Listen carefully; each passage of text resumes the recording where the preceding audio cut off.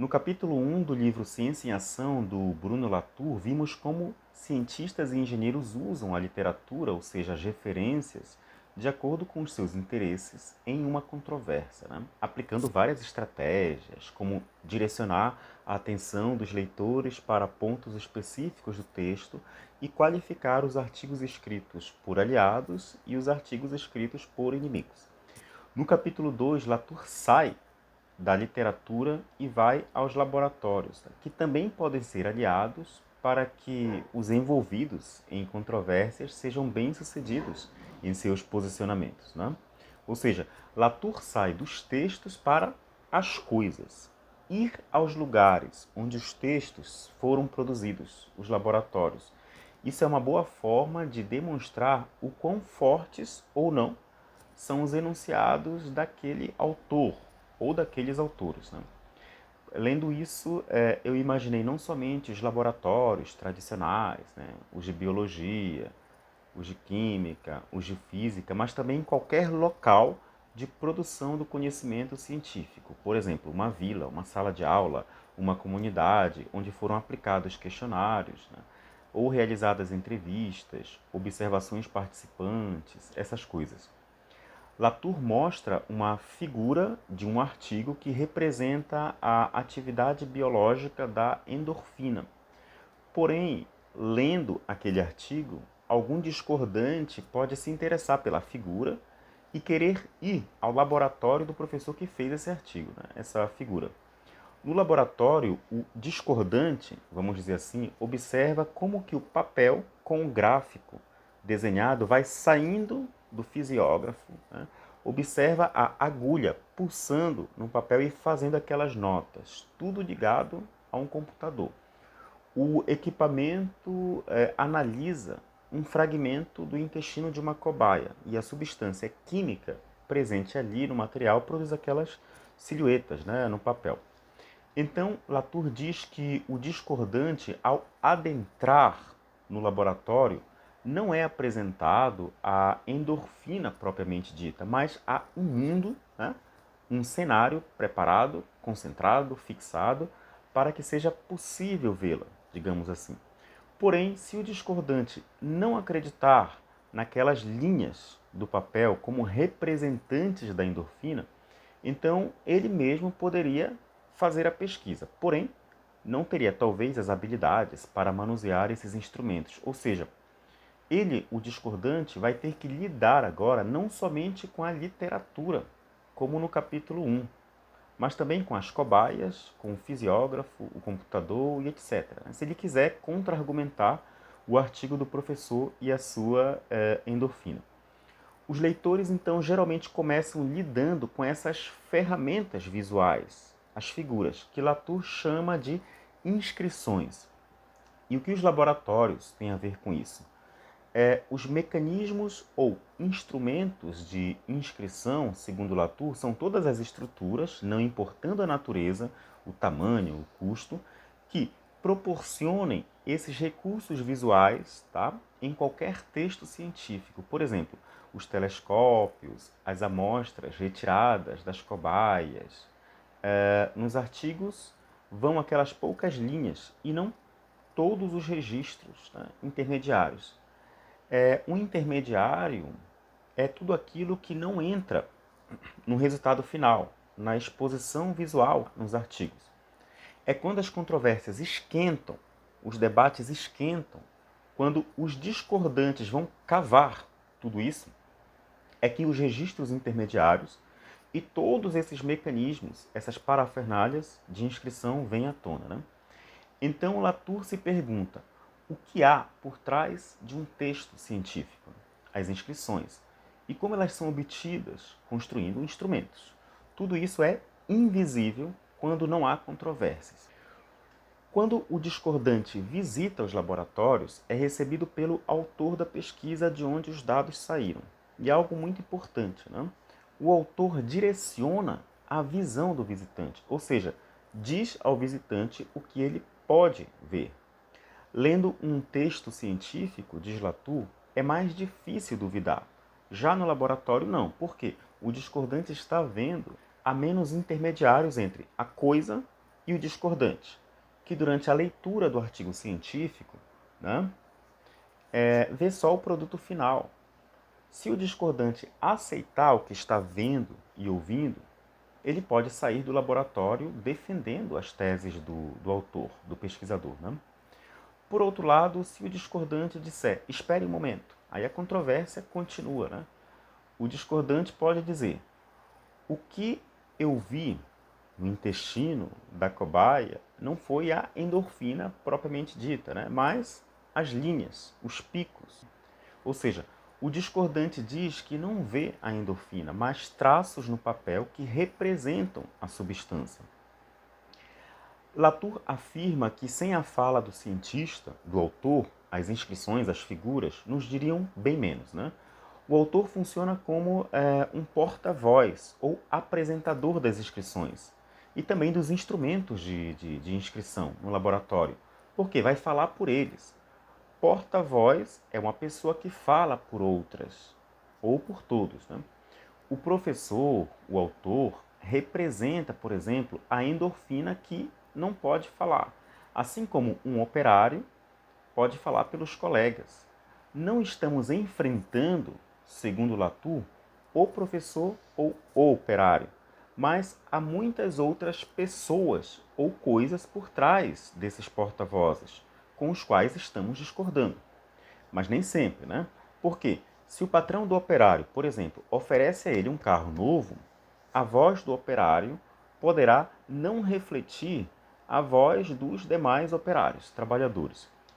A única forma de encerrar o debate, a controvérsia, segundo Latour, seria que o patrão pegasse o microfone, subisse ao palanque e perguntasse diretamente à multidão de operários se eles querem ou não um aumento de 3%. Ou seja, a única forma de encerrar o debate, a controvérsia, seria deixar as coisas falarem por si mesmas e não pelos porta-vozes. Mas isso geralmente não é possível. Né? No laboratório, Latour diz que a unanimidade entre o porta-voz e os representados é encenada, porque os instrumentos precisam estar em boas condições e cuidadosamente ajustados. E na forma de uma pergunta, ele compara isso a uma situação em que um inspetor visita um hospital ou uma cadeia. Né?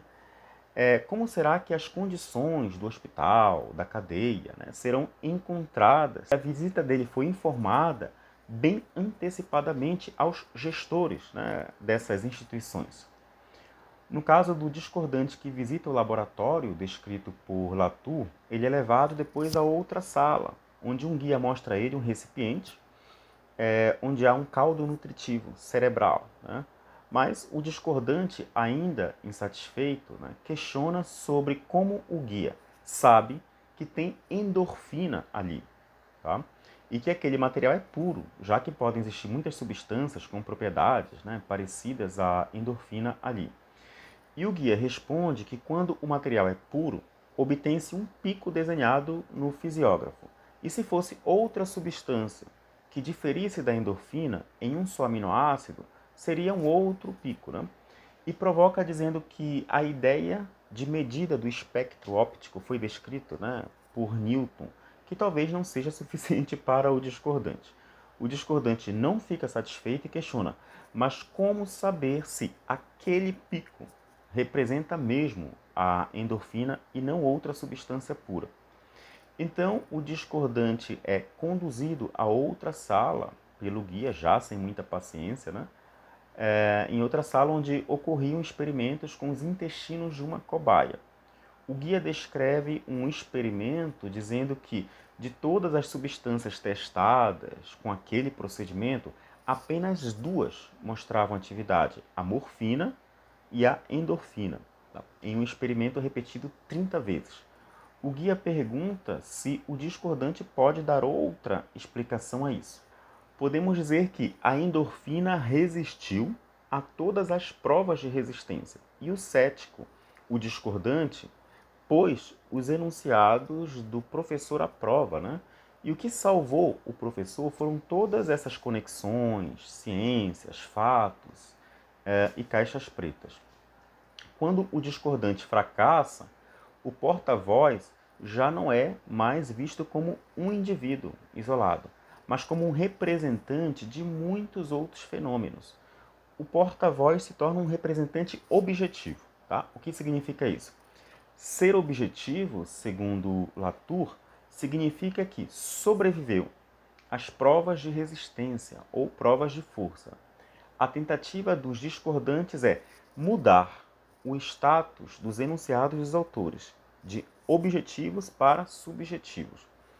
O que o discordante tenta fazer é desunir, né? Desamarrar, desatar as palavras, os gráficos, as referências, os instrumentos que geram os números e as inscrições. Mas Latour trata sobre outra forma de se opor aos resultados de um laboratório, né? Que consiste em construir outro laboratório, ou seja, construir um contra-laboratório. Porém, é preciso que o laboratório seja melhor e que construa afirmações menos discutíveis. Afirmações vinculadas a muitas caixas pretas tornam mais difícil a vida dos discordantes, porque é mais difícil de desamarrar muitas caixas pretas.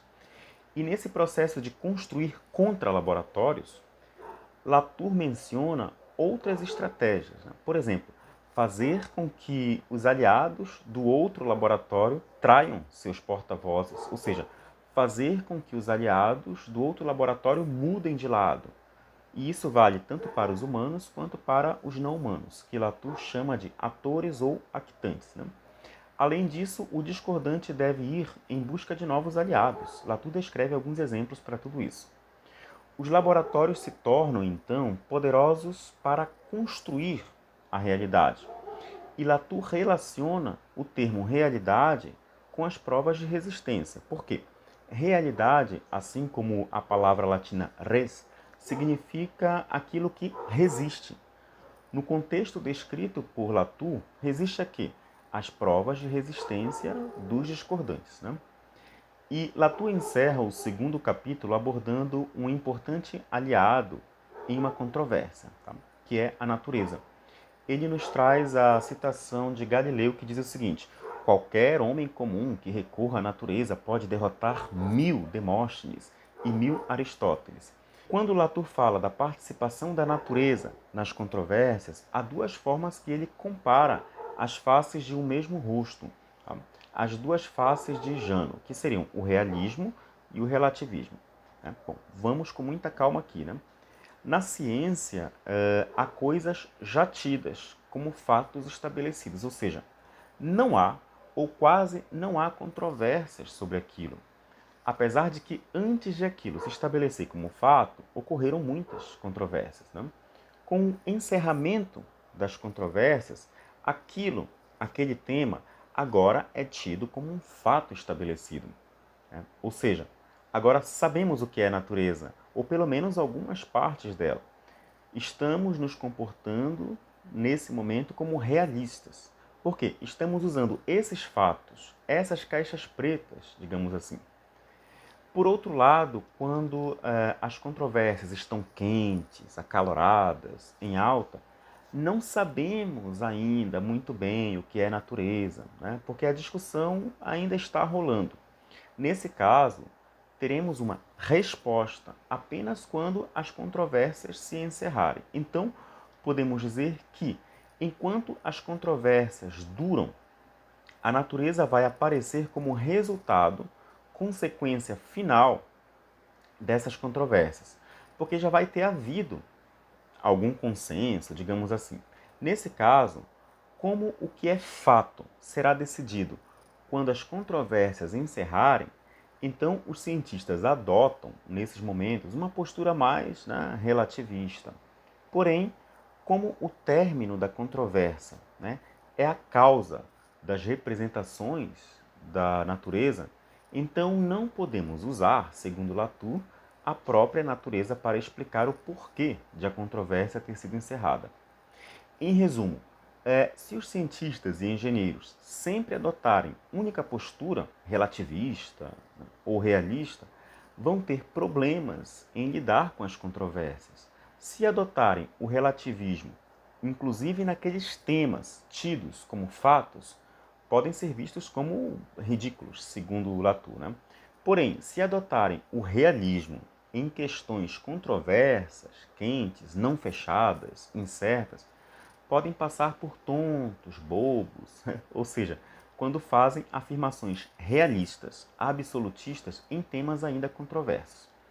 Então, nesse capítulo 2 do livro Ciência em Ação, como vimos, Latour trata das ações dos discordantes dos artigos científicos, que são levados aos laboratórios, tá? Aos bastidores das controvérsias, ou seja, aos locais de produção dos artigos. Mas por trás dos artigos e dos laboratórios aparece a natureza, que também pode ser aliada nas controvérsias, ou seja, na forma de caixas pretas, fatos usados nas discussões. Ou, por outro lado, a natureza pode aparecer como consequência da resolução das controvérsias, de modo que os mesmos cientistas precisam se comportar, né, ora como realistas nas partes frias, né, resolvidas da tecnociência, digamos assim, e ora como relativistas nas partes quentes, né, não resolvidas e controversas da tecnociência.